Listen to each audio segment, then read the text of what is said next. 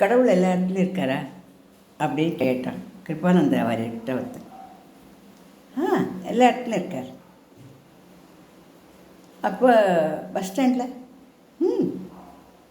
Railway ஸ்டேஷனில், ஹோட்டலில், இங்கே, அப்போ ஏன் நம்ம கோவிலுக்கு போனோம் அப்படின்னு கேட்டான். நீ மாடு பார்த்துருக்கியா கேட்டேன். ஐயா, நான் கடவுளை கேட்குறேன், மாடு இல்லை.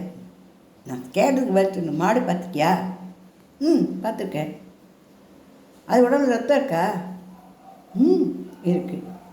எது பாலாக வருது? ரத்தம்தான் பாலாக வருது. ரத்தம் எங்கே இருக்கு? உடம்பு முழுக்க இருக்குது சாமி. இருக்குல்ல, அது காதை பிடிச்சி இழுத்து பாரு, பால் வருதா இல்லையா? காலு இல்லை சாமி.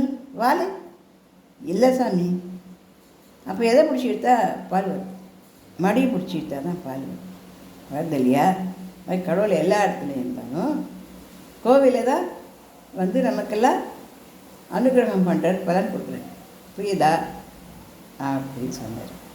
எவ்வளோ பெரிய விஷயத்த எவ்வளோ சின்ன விஷயமா சின்ன உதாரணத்தில் அழகாக புரிய வச்சுருக்கீங்களா? இந்த பதிவு செலக்ட் பண்ணி உஷார் பண்ணுங்க.